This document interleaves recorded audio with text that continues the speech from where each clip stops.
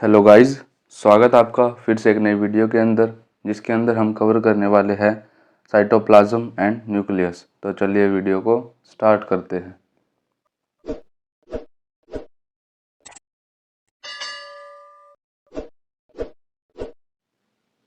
Cytoplasm. जैसा कि हमने लास्ट वीडियो के अंदर डिस्कस किया था, सेल के हमारे मेनली तीन पार्ट्स होते हैं, plasma membrane, cytoplasm and nucleus. Last video के अंदर हम कवर चुके हैं प्लाज्मा मेम्ब्रेन को, एंड आज की वीडियो के अंदर हम कवर करने वाले हैं साइटोप्लाज्म एंड न्यूक्लियस को। What is cytoplasm? Cytoplasm consists of all the cellular content between the plasma membrane and the nucleus and has two components. हमारा साइटोप्लाज्म होता क्या है? जैसा कि हमें पता है, हमारा साइटोप्लाज्म सेल के अंदर जो लिक्विड प्रेजेंट होता है उसी को हम साइटोप्लाज्म बोलते हैं, एंड उसी लिक्विड के अंदर हमारी ऑर्गेनेलिज प्रेजेंट होते हैं। वो सभी मटेरियल हमारा साइटोप्लाज्म होता है। जैसा कि यहाँ लिखा भी हुआ है, साइटोप्लाज्म सेलुलर कंटेंट होता है जो कि हमारा प्लाज्मा मेम्ब्रेन और न्यूक्लियस के बीच में प्रेजेंट होता है, जो कि प्लाज्मा मेम्ब्रेन के अंदर एनक्लोज्ड होता है, और उसी वो एक लिक्विड टाइप का जो हमारा सब्सटेंस होता है उसी को हम क्या बोलते हैं, साइटोप्लाज्म। और ये दो कंपोनेंट से मिलकर बना है। साइटोप्लाज्म के हमारे मेनली दो कंपोनेंट है। हमारे दो कंपोनेंट कौन कौन से हैं? साइटोप्लाज्म हमारा दो कंपोनेंट के अंदर डिवाइड है। इसके अंदर एक तो आ गया हमारा साइटोसोल एंड दूसरी हो गई हमारी ऑर्गेनेली। दो कंपोनेंट के अंदर हमारा साइटोप्लाज्म डिवाइड है, जिसके अंदर हमारा सबसे पहला है साइटोसोल एंड देन आती है हमारी ऑर्गेनेलिज। ऑर्गेनेलिज हमारी क्या होती है? Tiny structural performs different function. Organelles हमारी टीनी स्ट्रक्चर्स होते हैं जो साइटोप्लाज्म के अंदर ही प्रेजेंट होते हैं, जैसे हमारे राइबोसोम्स, माइटोकॉन्ड्रिया, गोल्जी एपरेटस, ये हमारे सभी ऑर्गेनेलिज होती हैं। तो सबसे पहले हमारा पार्ट है cytosol. The cytosol is the fluid portion of the cytoplasm that surrounds organelles. हमारा साइटोसोल क्या होता है? जो हमारा साइटोप्लाज्म होता है उसके अंदर जो लिक्विड है, ऑर्गेनेलिज को छोड़ के, जो टीनी स्ट्रक्चर्स प्रेजेंट है उनको छोड़ के जो हमारा लिक्विड प्रेजेंट है उसको हम क्या बोलते हैं? साइटोसोल। वो हमारा लिक्विड होता है and constitutes about 55% of the total volume, जो कि हमारी साइटोप्लाज्म की टोटल 55% वॉल्यूम को बनाता है। It is made up of water, dissolve solvents and suspended particles. अब हमारा साइटोसोल किस चीज़ से मिलकर बना है? वाटर से, सस्पेंडेड पार्टिकल्स और हमारे डिजोल्व सॉल्वेंट से मिलकर हमारा साइटोसोल बना है। हमारे साइटोसोल के अंदर ही जो हमारी केमिकल रिएक्शंस वगैरह होते हैं सेल के अंदर, वो हमारी साइटोसोल के अंदर ही होती है। Among this different types of ions, glucose, amino acid, fatty acid and proteins, lipids, ATPs, जिसके अंदर जो हमारा साइटोसोल है इसके अंदर हमारे डिफरेंट टाइप्स के ions, glucose, amino acid, fatty acid, या हमारी सभी चीज़ इसके अंदर प्रेजेंट होती है। देन आता है it is site of many chemical reaction required for cell existence. Cell के एग्जिस्टेंस के लिए जो हमारी डिफरेंट केमिकल रिएक्शन होती है, या फिर हम कंबाइनली इसको बोल सकते हैं, जो हमारा सेल का मेटाबॉलिज्म होता है वो हमारा साइटोसोल के अंदर ही होता है। जैसा हमारा एग्जाम्पल हो गया इसका एक conversion of glucose into ATP. जो हमारी ग्लूकोज स्टोर होती है ग्लूकोज एटीपी के अंदर, एडिनोसिन ट्राइफॉस्फेट के अंदर हमारी जो ग्लूकोज एटीपी के अंदर चेंज होती है, वो एक मेन केमिकल रिएक्शन है, वो हमारी साइटोसोल के अंदर ही होती है। देन आता है it also maintain cell structure and also cell growth. ये साइटोसोल हमारी सेल के स्ट्रक्चर को भी मेंटेन करके रखता है, जो हमारा सेल का स्ट्रक्चर है उसको बना के रखता है, और जो सेल की ग्रोथ है, सेल की ग्रोथ को भी हमारा साइटोसोल देखता है। देन हमारा साइटोसोल के अंदर ही हमारा टॉपिक आता है साइटोस्केलेटन। साइटोस्केलेटन क्या होता है? It is a network of protein filament. Protein filament का ये नेटवर्क होता है that extend throughout the cytosol, जो कि पूरे साइटोसोल के अंदर एक्सटेंडेड होता है। It provide an internal support and help the cell movement. ये इंटरनल सपोर्ट प्रोवाइड करता है सेल को, और सेल की मूवमेंट के अंदर भी ये हेल्प करता है। There are 3 types of protein filament make cytoskeleton. 3 तरह की हमारी सेल के अंदर प्रोटीन फिलामेंट्स होते हैं जो कि साइटोस्केलेटन को बनाती है, कॉन्स्टिट्यूट करती है। कौन कौन से होते हैं? हमारी micro filament, intermediate filament and micro tubules. अब हम देखते हैं अपनी फिलामेंट्स को। सबसे पहले हमारी फिलामेंट है microfilament. These are thinnest element of cytoskeleton composed of actin and myosin protein. जैसा कि हमने मसल कॉन्ट्रैक्शन के अंदर भी पढ़ा हुआ 12th क्लास के अंदर, उसके अंदर हमारे 2 तरह के प्रोटीन होते हैं, एक्टिन एंड मायोसिन। तो हमारी माइक्रो फिलामेंट्स होती हैं जो कि सबसे थिनेस्ट होते हैं, जो कि सबसे पतली फिलामेंट प्रेजेंट होते हैं साइटोस्केलेटन के अंदर। एंड हमारा फंक्शन क्या होता है माइक्रो फिलामेंट का? They help to generate movement and provide mechanical support. ये हमारे मैकेनिकल सपोर्ट प्रोवाइड करती है और मूवमेंट के अंदर भी हेल्प करती है। They help in cell division, cell locomotion and muscle contraction. Cell division के अंदर भी हमारा माइक्रोफिलामेंट हेल्प करती है, सेल लोकोमोशन के अंदर और मसल कंट्रैक्शन के अंदर भी ये हेल्प करती है माइक्रोफिलामेंट। देन हमारी नेक्स्ट फिलामेंट आती है intermediate filament. Intermediate filament they are thicker than microfilament and expensively strong. ये हमारी माइक्रोफिलामेंट से थिकर होती है, उनसे थोड़ी सी मोटी होती है और उनसे स्ट्रॉन्ग होती है। इनका फंक्शन क्या होता है? They help to stabilise the position of organelles. जो हमारी ऑर्गेनेलिज हमारी साइटोसोल के अंदर प्रेजेंट होती है, ऑर्गेनेलिज हमारी जैसे राइबोसोम, रफ एंडोप्लाज्मिक रेटिकुलम वगैरह हो गई, ये हमारी सभी ऑर्गेनेलिज होती है। इनकी पोजीशन को स्टेबलाइज करने के अंदर हेल्प करती है और they help to attach cells to another. एक सेल को दूसरे सेल के साथ कनेक्ट करने के अंदर भी हमारी हेल्प करती है। देन हमारी लास्ट फिलामेंट आती है microtubules. They are the largest component of the cytoskeleton. Microtubules हमारे लार्जेस्ट कंपोनेंट होते हैं, हमारी सबसे मोटी फिलामेंट होती है, कंपोज्ड ऑफ ट्यूबुलिन प्रोटीन, जो हमारी ट्यूबुलिन प्रोटीन से मिलके बनी है। They are long unbranched hollow tubules. ये हमारी लॉन्ग होती है, अनब्रांच्ड होती है, और होलो ट्यूबुल्स होते हैं। होलो मीन्स अंदर से ये खाली होती है। इसके फंक्शन क्या होते हैं? They help in movement of organelles. Organelles की हमारी मूवमेंट के अंदर हेल्प करती है and also help in movement of chromosomes during cell division. Cell division के दौरान क्रोमोसोम की मूवमेंट के अंदर भी हमारी हेल्प करती है। देन आता है हमारा साइटोप्लाज्म का second part, that is organelles. उसके बाद हम देखते हैं अपने ऑर्गेनेलिज को। They are specialised structure within the cell that have characteristic shapes and specific function. Organelles हमारी क्या होती है? एक स्पेशलाइज्ड स्ट्रक्चर होता है जो कि साइटोसोल के अंदर या फिर हम बोल सकते हैं साइटोप्लाज्म के अंदर प्रेजेंट होती है, जिनका एक कैरेक्टरिस्टिक शेप होती है और एक इनका स्पेसिफिक फंक्शन भी होता है, जो कि हमारी सेल की ग्रोथ में, सेल मेंटेनेंस में, रिप्रोडक्शन के अंदर हेल्प करती है। अब हम अपनी कुछ मेन सेल ऑर्गेनेलिज को देख लेते हैं जो सेल के अंदर प्रेजेंट होती है। जैसा कि हमारे सबसे पहली है centrosome. It is located near nucleus and consist of two component. जो हमारा सेंट्रोसोम है वो न्यूक्लियस के पास प्रेजेंट होता है और ये दो कंपोनेंट से मिलके बना है। A pair of centrioles and pericentriolar material. Centrosome के अंदर centrioles and pericentriolar material present होता है। The centrioles are cylindrical structure. जो हमारे सेंट्रियोल्स होते हैं सिलेंड्रिकल स्ट्रक्चर्स होते हैं, सराउंडेड बाय पेरीसेंट्रियोलर मटेरियल, जो कि पेरीसेंट्रियोलर मटेरियल के साथ सराउंडेड होते हैं और इनका एक मेन फंक्शन होता है सेल डिवीजन का। They help in cell division.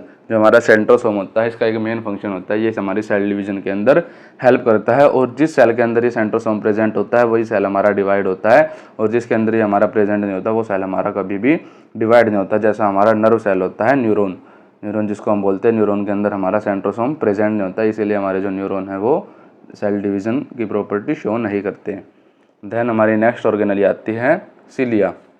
Cilia are numerous short hair like projection that extend from the surface of cell. Cilia हमारे बहुत सारे होते हैं और छोटे छोटे हेयर लाइक स्ट्रक्चर्स होते हैं जो कि सेल के सरफेस के ऊपर प्रेजेंट होते हैं।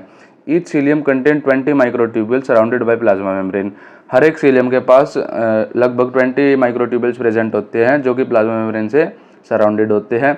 Cilia in our respiratory tract trap foreign particle from entering the lungs. Example है इसका, जैसा हमारे जो सिलिया हमारे ट्रैकिया के अंदर जो हमारी विंड पाइप होती है उसके अंदर सिलिया प्रेजेंट होते हैं जो कि फॉरेन पार्टिकल्स को रोकते हैं हमारी लंग्स के अंदर जाने से।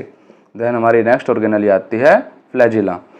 The structure of flagella are just similar to cilium. जो हमारा फ्लैजिला का स्ट्रक्चर है वो सीलिया के जैसा ही होता है, लेकिन जो हमारी सीलिया होती है वो छोटी होती है, लेकिन जो हमारा फ्लैजिला होता है वो बहुत बड़ा स्ट्रक्चर होता है और ये हमारे सेल के अंदर मोस्टली एक ही पाया जाता है। But there are much longer, उनसे बहुत बड़े होते हैं। Flagella usually move an entire cell. Cilia तो हमारी फॉरेन पार्टिकल्स को रोकती है, लेकिन जो फ्लैजिला होता है वो सेल की मूवमेंट के अंदर हेल्प करता है। It generate forward motion. Cell के अंदर ये फॉरवर्ड मोशन जनरेट करता है और इसका एग्जाम्पल है हमारा स्पर्म। ह्यूमन बॉडी के अंदर एक ही एग्जाम्पल है इसका फ्लैजिला का, जो कि स्पर्म के अंदर प्रेजेंट होता है। स्पर्म के हेड के पीछे जो हमारी टेल प्रेजेंट होती है उसी को हम क्या बोलते हैं? फ्लैजिला। देन नेक्स्ट ऑर्गेनेली हमारी है ribosome. Ribosome are sphere like structures present in cytoplasm inside a cell. Ribosome हमारे स्पेयर लाइक स्ट्रक्चर्स होते हैं जो कि सेल के अंदर प्रेजेंट होते हैं। They are produced in two small subunits in the nucleus. ये हमारे न्यूक्लियस के अंदर बनाए जाते हैं। जो हमारी राइबोसोम की जनरेशन है वो न्यूक्लियस के अंदर होती है और ये दो सब यूनिट्स के अंदर जनरेट होता है न्यूक्लियस के अंदर। देन जो हमारे दो सब यूनिट्स होते हैं वो साइटोप्लाज्म के अंदर आके कंबाइन कर जाती है और वही हमारा राइबोसोम को कंस्टिट्यूट करता है। डैट इज़ लार्ज सब यूनिट एंड स्मॉल सब यूनिट। एक हमारी लार्ज सब यूनिट होती है राइबोसोम की, और एक स्मॉलर सब यूनिट होती है जो कि न्यूक्लियस के द्वारा जनरेट की जाती है। Further they combine with each other in cytoplasm, उसके बाद फिर साइटोप्लाज्म के अंदर आके कंबाइन कर जाती है जो कि राइबोसोम को बनाती है। Mainly they present on nuclear membrane on an endoplasmic reticulum. Mainly हमारी न्यूक्लियर मेम्ब्रेन के ऊपर जो न्यूक्लियस की मेम्ब्रेन होती है उसको न्यूक्लियर मेम्ब्रेन बोलते हैं। मेनली जो हमारे राइबोसोम्स होते हैं वे न्यूक्लियर मेम्ब्रेन के ऊपर प्रेजेंट होते हैं, और कुछ हमारे एंडोप्लाज्मिक रेटिकुलम के ऊपर प्रेजेंट होते हैं। और जिस एंडोप्लाज्मिक रेटिकुलम के ऊपर राइबोसोम्स प्रेजेंट होते हैं उसको रफ एंडोप्लाज्मिक रेटिकुलम बोलते हैं, और जिसके ऊपर ये प्रेजेंट नहीं होते उसको स्मूथ एंडोप्लाज्मिक रेटिकुलम बोलते हैं। They have a specific function of protein synthesis. Cell ribosomes का भी एक स्पेसिफिक फंक्शन होता है, that is protein synthesis. Then हमारी नेक्स्ट ऑर्गेनेली आती है endoplasmic reticulum. Endoplasmic reticulum are network of membrane in form of flattened sacs और tubules. Endoplasmic reticulum हमारे नेटवर्क होते हैं मेम्ब्रेन्स के, किसकी फॉर्म में, फ्लैटेंड सैक्स या फिर फ्लैटेंड ट्यूब्यूल्स की फॉर्म में हमारे प्रेजेंट होते हैं। It extends from the nucleus envelope to its plasma membrane. ये न्यूक्लियर एनवेलप से हमारी प्लाज्मा मेम्ब्रेन तक एक्सटेंड होते हैं, और इसके दो टाइप के हमारे सेल के अंदर पाए जाते हैं, rough endoplasmic reticulum and smooth endoplasmic reticulum. जैसा कि अभी हमने डिस्कस किया, रफ होते हैं हमारे जिसके ऊपर राइबोसोम्स प्रेजेंट होते हैं सरफेस के ऊपर, जिसके सरफेस के ऊपर हमारे प्रेजेंट नहीं होते वो होते हैं smooth endoplasmic reticulum. Then next organelle हमारी आती है गोल्जी कॉम्प्लेक्स या फिर गोल्जी अपरेटस इसको बोल सकते हैं। Golgi complex are also known as Golgi apparatus और organelle present in cell which store protein. Golgi apparatus का हमारा क्या काम है, जो कि हमारे राइबोसोम के द्वारा प्रोटीन सिंथेसिस किया जाता है उसको गोल्जी कॉम्प्लेक्स स्टोर करता है, produced by ribosome. They store protein in vesicles and secret them at specific time. ये गोल्जी कॉम्प्लेक्स के अंदर वेसिकल्स होते हैं जिनके अंदर प्रोटीन स्टोर किया जाता है, और ये स्पेसिफिक टाइम पे जब सेल को प्रोटीन की ज़रूरत होती है जब ये उसको सीक्रेट कर देता है। देन हमारा नेक्स्ट आता है lysosome. Lysosome are membrane enclosed vesicles. Lysosome हमारे मेम्ब्रेन बाउंड वेसिकल्स होते हैं that form the Golgi complex, जो कि गोल्जी कॉम्प्लेक्स को बनाते हैं। They contain approx 60 kind of digestive and hydrolytic enzyme. इसके अंदर अप्रोक्स 60 टाइप के डाइजेस्टिव एंजाइम्स प्रेजेंट होते हैं, या फिर हम बोल सकते हैं हाइड्रोलाइटिक एंजाइम, जो कि फूड को ब्रेक डाउन करते हैं, और ये हमारी सेल के अंदर मेटाबॉलिज्म भी करते हैं, और इनको हम सुसाइडल बैग्स भी बोलते हैं सेल के। They are also known as suicidal bags of cell because they eat its own at the particular time. इनको हम सेल के सुसाइडल बैग्स इसलिए बोलते हैं यदि सेल को किसी टाइम यदि सेल को किसी टाइम एनर्जी या किसी फूड की ज़रूरत है, यदि सेल को उस टाइम वो ना मिले तो लाइसोसोम्स हमारे उन सेल को खुद ही डाइजेस्ट कर देते हैं, इसीलिए इनको सुसाइडल बैग्स बोलते हैं सेल के। देन हमारी नेक्स्ट मेन ऑर्गेनेली आती है mitochondria. Mitochondria are known as powerhouse of the cell. जैसा कि हमें पता है माइटोकॉन्ड्रिया हमारा सेल का पावर हाउस होता है, जो कि सेल के लिए एटीपी जनरेट करता है। Mitochondria are known as powerhouse of cell because they generate most of the ATP through aerobic respiration. Aerobic respiration के द्वारा ये एटीपी को जनरेट करता है, एडिनोसिन ट्राइफॉस्फेट को, जो कि सेल के फंक्शन के लिए यूज़ कर ली जाती है। ये एनर्जी होती है हमारी। The number of mitochondria present in cell is depend upon its function. जो number of cell mitochondria cell के अंदर वो डिपेंड करते हैं कि जो हमारा सेल है वो कहाँ पे प्रेजेंट है। यदि सेल हमारा मसल के अंदर किडनीज के अंदर प्रेजेंट है तो उसके अंदर नंबर ऑफ माइटोकॉन्ड्रिया ज़्यादा मिलेंगे बजाय जो हमारा लीवर है उसके बजाय, बिकॉज हमारा जो मसल और किडनी इनका ज़्यादा वर्क होता है, इनको एटीपी की ज़्यादा ज़रूरत होती है, इसीलिए इनके अंदर माइटोकॉन्ड्रिया ज़्यादा अमाउंट के अंदर प्रेजेंट होते हैं। देन हमारा आज की वीडियो का लास्ट टॉपिक आता है nucleus. The nucleus is spherical or oval shaped structure that usually most important part of the cell। जैसा कि हमें पता है न्यूक्लियस हमारा एक ओवल शेप का या फिर हम बोल सकते हैं स्पेरिकल शेप का स्ट्रक्चर होता है जो कि सेल के अंदर प्रेजेंट होता है। ये हमारा मोस्ट इंपॉर्टेंट पार्ट होता है सेल का। Most cell have one single nucleus although some have none. कुछ सेल्स के पास एक सिंगल न्यूक्लियस होता है और कुछ सेल्स के पास न्यूक्लियस होता ही नहीं। पार्ट्स ऑफ न्यूक्लियस, अब हम देखते हैं अपने न्यूक्लियस के पार्ट्स कौन कौन से होते हैं। इसमें हमारा सबसे पहला पार्ट आता है न्यूक्लियर एनवलप। सबसे पहला हमारा पार्ट है न्यूक्लियस का न्यूक्लियर एनवलप। न्यूक्लियर एनवलप हमारा प्लाज्मा मेम्ब्रेन के जैसा ही होता है। जैसे हमारे सेल के अंदर प्लाज्मा मेम्ब्रेन होती है वैसे ही न्यूक्लियस के एनवलप को न्यूक्लियस की मेम्ब्रेन को क्या बोलते हैं, nuclear envelope. They are also known as nuclear membrane as like plasma membrane. Nuclear envelope हमारी प्लाज्मा मेम्ब्रेन की तरह ही न्यूक्लियर मेम्ब्रेन होती है, which make a barrier between cytoplasm and material inside nucleus, जो कि हमारा एक बैरियर फॉर्म करती है। जो हमारी न्यूक्लियर एनवेलप होती है वो साइटोप्लाज्म और जो हमारा न्यूक्लियस के अंदर मटेरियल प्रेजेंट है उनके बीच में एक बैरियर बनाती है, और ये हमारी प्लाज्मा मेम्ब्रेन के जैसी होती है। जैसी सेल की प्लाज्मा मेम्ब्रेन होती है वैसी न्यूक्लियस की न्यूक्लियर एनवेलप होती है। देन नेक्स्ट पार्ट आता है न्यूक्लियस का, nuclear pore. Nuclear pore this are opening in nuclear membrane as like ion channels. Nuclear pore हमारी ओपनिंग्स होती है न्यूक्लियर मेम्ब्रेन के अंदर, न्यूक्लियर एनवेलप के अंदर। हमारा न्यूक्लियर एनवेलप का स्ट्रक्चर कुछ ऐसा होता है जिसके अंदर हमारी ये न्यूक्लियर पोर्स प्रेजेंट होती है, जो कि कंट्रोल करती है inside movement and outside movement of particle. Nucleus के अंदर मूवमेंट, कौन से पार्टिकल न्यूक्लियस के अंदर आएंगे और कौन से पार्टिकल्स न्यूक्लियस से बाहर जाएंगे। ये हमारे जैसे प्लाज्मा मेम्ब्रेन के अंदर आयन चैनल प्रेजेंट होती है, उन्हीं के जैसे सिमिलर हमारी न्यूक्लियर पोर्स होती है। They control the movement of substance between cytoplasm and nuclear material like protein ribosomes. ये हमारी कंट्रोल करती है सब्सटेंस की मूवमेंट को साइटोप्लाज्म और न्यूक्लियर मटेरियल के अंदर। एग्जांपल जैसे हो गया हमारा प्रोटीन और राइबोसोम्स, जैसा कि हमने राइबोसोम के केस के अंदर स्टडी किया था कि राइबोसोम हमारा दो सब यूनिट बनती है राइबोसोम की, जो कि फिर फर्दर साइटोप्लाज्म के अंदर आके कंबाइन होते हैं। सो हमारा न्यूक्लियस होता है वो राइबोसोम को सिगरेट करता है, मीन सिंथेसाइज करता है न्यूक्लियस हमारा, और फिर वे हमारे न्यूक्लियर पोर के द्वारा साइटोप्लाज्म के अंदर आते हैं, फिर वे आगे जाके कंबाइन करते हैं, राइबोसोम बनाते हैं। थर्ड पार्ट आता है हमारा न्यूक्लियोलस। न्यूक्लियोलाई बोले या न्यूक्लियोलस बोले। Nucleoli are spherical bodies inside nucleus which produce ribosome. Nucleoli या न्यूक्लियोलस हमारे स्पेरिकल बॉडीज होती है, न्यूक्लियस के अंदर ही प्रेजेंट होती है, जो कि राइबोसोम को सिक्रेट करते हैं, राइबोसोम को सिंथेसाइज करती है। देन हमारा लास्ट पार्ट आता है न्यूक्लियस का, जेनेटिक मटेरियल, जो हमारा डीएनए होता है। All the hereditary units that is known as gene. जो हमारी हेरिडिटरी यूनिट्स होते हैं वो हमारे जीन्स होते हैं, जैसा कि हमें पता है। विच कंट्रोल सेलुलर स्ट्रक्चर, जो कि हमारे सेल के स्ट्रक्चर को कंट्रोल करती है और इसकी एक्टिविटीज़ को भी कंट्रोल करती है।